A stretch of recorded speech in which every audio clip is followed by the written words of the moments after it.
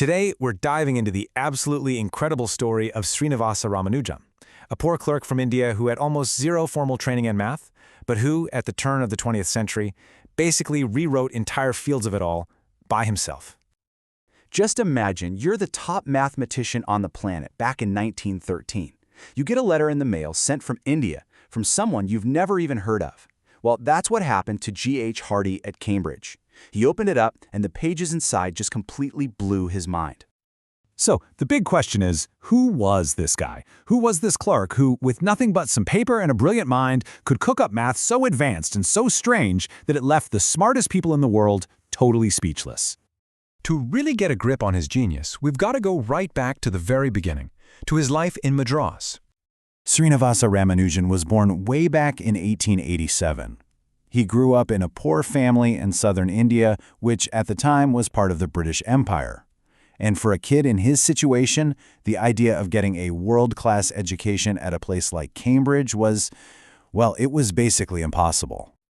So what lit the fuse for him? It was a single book. When he was just 16, Ramanujan got his hands on a library book that was just a collection of 5,000 mathematical theorems. Now, the key thing here is, the book had no proofs. It was just the final answers. Really let that sink in for a second. With only the final equations, Ramanujan had to figure out how to prove all 5,000 of them one by one. He used this single book to teach himself everything he knew completely on his own. And once he'd mastered it, he started creating his own original math, filling up notebooks with ideas nobody had ever dreamed of. His focus was so intense it was almost a curse. By the time he was 11, he'd already blown past the knowledge of the college students living in his family's home. By 13, he was a master of advanced trigonometry. But this obsession had a downside. He was so wrapped up in math that he flunked all his other subjects, lost his scholarship, and ended up in serious poverty. Okay, so you've got these notebooks filled with world-changing ideas. But what good are they if no one ever sees them? This next part of his story is all about his fight to make the world of mathematics finally pay attention. And man, was it a tough road. He started to get a little bit of recognition in India, and he even got a job as a clerk, where his boss was sharp enough to see his talent and actually encouraged him. That little bit of stability was all he needed to start writing to professors in England. But his first 2 letters? Total rejection. His papers were just sent back. No comments, nothing. But that 3rd letter? That one went to G.H. Hardy. So what exactly did Hardy see in that envelope? This slide gives you a little taste. It was 9 pages of just dense, handwritten math, formulas and theorems he'd never seen before, and none of them had any proofs. Honestly, his first thought was that it had to be a prank, some kind of elaborate fraud. Some of the stuff just looked impossible. But then, as Hardy and his colleague J.E. Littlewood looked closer, that skepticism just melted away and turned into pure astonishment. The work was too creative, too beautiful to be fake. He finally said this, that the theorems had to be true, because if they weren't, no one could possibly have the imagination to just make them up. He knew right then he was looking at the work of a genius, and he had to get him to England. And what happened next? Well, it became one of the most famous and frankly legendary partnerships in the entire history of science. And you couldn't have picked 2 people who were more different. Ramanujan was a deeply religious Hindu who said his mathematical ideas came to him in visions from his family goddess. Hardy, on the other hand, was a hardcore atheist who believed only in strict logical proof. It was this incredible clash, intuition versus rigor, faith versus facts. And yet, somehow, it worked. Hardy brought Ramanujan to Trinity College, Cambridge in 1914. And for almost 5 years, these 2 men, from opposite sides of the globe and with totally opposite worldviews, worked together, pushing each other to new heights. So despite all the challenges, the culture shock, the strange food, the cold weather, Ramanujan's time in Cambridge was an unbelievable success.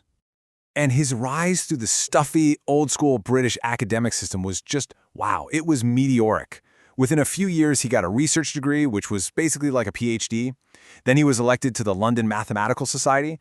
And then in 1918, he became one of the youngest fellows of the Royal Society in history. And to top it all off, he became the very first Indian to be elected a Fellow of Trinity College. He had finally made it. But, and this is a big but, all of this professional triumph came at a huge personal cost.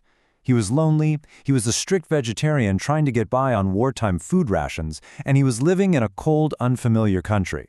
It all took a terrible toll on his health. Ramanujan was so ill, he had to return to India in 1919. He would only live for one more year, but believe me, his legend was just getting started. Okay, look at this number, 1729. It seems pretty random, right? Kind of boring even? Well, it's actually at the heart of probably the most famous story about Ramanujan, a story that shows you exactly how his magical mind worked. So here's the story. Hardy goes to visit Ramanujan, who's really sick in the hospital, and he's trying to make small talk, so he mentions that he took a taxi to get there, and the cab number was 1729. He says it seemed like a rather dull number. And Ramanujan, without even pausing from his sickbed, just lights up and replies with this. For him, numbers weren't just symbols. They were like old friends. He knew their personalities. He just saw these incredible properties instantly. It's just a stunning peek into a mind that was truly on another level. Ramanujan died in 1920. He was only 32 years old. But his story, it doesn't stop there. Decades later, in 1976, a researcher found a dusty old notebook in a library at Trinity College. It was filled with over 100 pages of brand-new, jaw-dropping formulas from the last year of Ramanujan's life. To this day, mathematicians are still trying to prove the things he wrote in his lost notebook. You know, Hardy himself probably summed it up best. We can only guess what Ramanujan could have done if he had a formal education or a longer life. But as Hardy said, what he actually managed to do against every single odd is more than wonderful enough. And that's what his story really leaves us with, isn't it? It's a story about a once-in-a-generation genius, for sure. But it's also a story about what can happen when potential meets opportunity. It just makes you wonder, how many other Ramanujans are out there right now just waiting for their one chance to be seen?